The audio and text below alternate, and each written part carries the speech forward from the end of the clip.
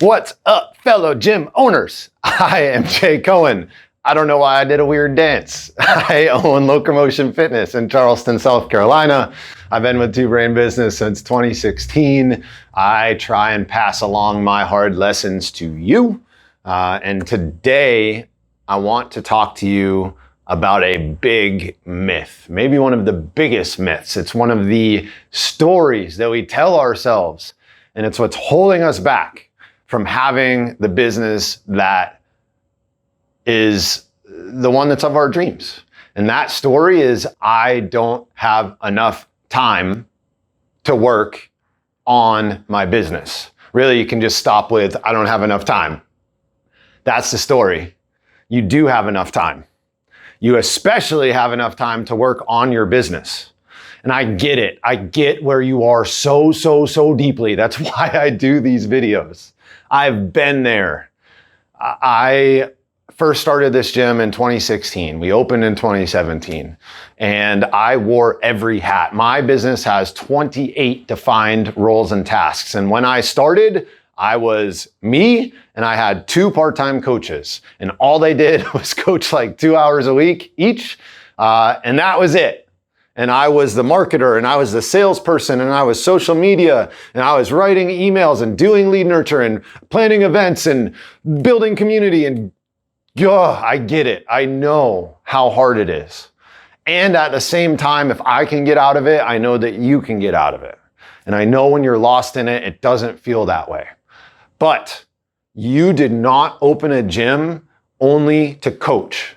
And if you did, I'm sorry, I've got a hard truth for you. You made a choice that does not align. Maybe down the line, once you build your business and you have these systems set up and you move down the value ladder, up the value ladder, you can choose to coach, and that's great and fine. But in this process of building your business, you didn't sign up just to coach. And if you did, you really got to take a hard look at why you're here and maybe think about going back to being a head coach somewhere. You also didn't come just to clean. I'm guessing, do you want to clean for the rest of your life? Did you become a gym owner so that you could mop floors? Not that there's anything wrong with mopping floors. That's great too. However, I bet that's not what you want in the core of your being. Otherwise, why would you open a gym? So how do we move up that value ladder? How do we get more time? And there is one answer to this question. We all have the same amount of time. You can't create more of it, but what you can do is buy time back. And the way that you do that is in one of 2 ways. Way number 1 is gonna sound salesy, and I'm only gonna touch on it just for a second, and it's not salesy, it's just a truth: mentorship. You can buy shortcuts by getting a mentor who has done stuff that you've already done and make sure that you don't go down the wrong road. And if you do that, that saves you time, which then you can allocate back into other areas of your business. The second way that we can buy time is to hire people to do roles that are worth less than the value of our time. So we need to start this process with figuring out your effective hourly rate. And I've talked about this a few times in past videos. But effective hourly rate, if you take the total net owner benefit, what you pay yourself in salary, owner's draws, if you're paying your cell phone bill, all of that kind of stuff, right? Take all of those dollars and divide by total time that you've spent in the business, or that you spend working on and in the business. How much work are you doing, right, in your day-to-day? And that is your effective hourly rate. Total dollars divided by total time. And that tells you maybe you're making, man, this could be scary. I know it was for me when I did this calculation the first time, $6, not kidding, $6 an hour. I'd be way better off making double if I was working fast food. But it's a number that we need to know so that we can start to improve it over time. Just like you have your athletes track their squat numbers, you got to track this effective hourly rate. Then from there, it's time to start paying roles, and you'll know when it's time, right? Your time will be worth more and more and more as your members grow, and you might have to wear every hat for a while, and you might have to be in the day-to-day a lot. And you might have to work a Saturday or a Sunday in the beginning, especially. But eventually you're going to get that effective hourly rate to where it's over $10, $15 an hour. And you can start hiring some of these quote unquote lower value roles. And again, it's not to say that they're not valuable and it's not good, honest work. It's just that you can allocate your time to things that have a higher return on investment. So as soon as you're making, let's call it $15 an hour, hire a cleaner. Find somebody that needs an after-school job that's in high school, or a member that's a stay-at-home that's looking for a few extra dollars, or anyone, and get them in here. Save those hours. I bet you it's taking you an hour to 2 hours every single day in cleaning.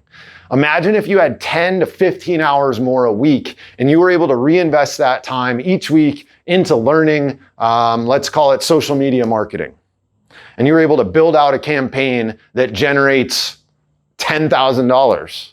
That's going to bump your effective hourly rate up again. And let's say now it's at $25 an hour. Now we can start to hire some coaches, right? We can get yourself out of coaching in a big way. In my market, we pay $25 to $35 an hour. Cool. Let's reduce our coaching schedule to whatever is appropriate for you, that feels good if you love to coach like I do, and also allows you to work on your business so that you can continue to move up the chain and choose when you want to coach. And by doing this step by step, then we hire a bookkeeper, then we hire an accountant, then we hire a lawyer, then we hire a GM. Like, it just keeps going and going once it starts. And you'll see it almost immediately how quickly it works. The trick, though, is you cannot buy yourself the time and then rest on your laurels, go to sleep, right? We've got to reallocate that time to working on the business. And you need to be very careful here. You're not buying that time to do more work in the business. You need to allocate this time to higher value roles. Don't just add more classes to the schedule. Figure out how to pack full the classes that you already have, how to maximize the space that you have, how to develop your coaches so that your product is incredible. I think a lot of times people turn their nose up to the business side and they think, man, if I am a businessman, it's exactly what I walked away from or exactly what I didn't want to be. But you don't have to be a businessman in the classic sense, right? You get to decide. That's the beauty of being an entrepreneur.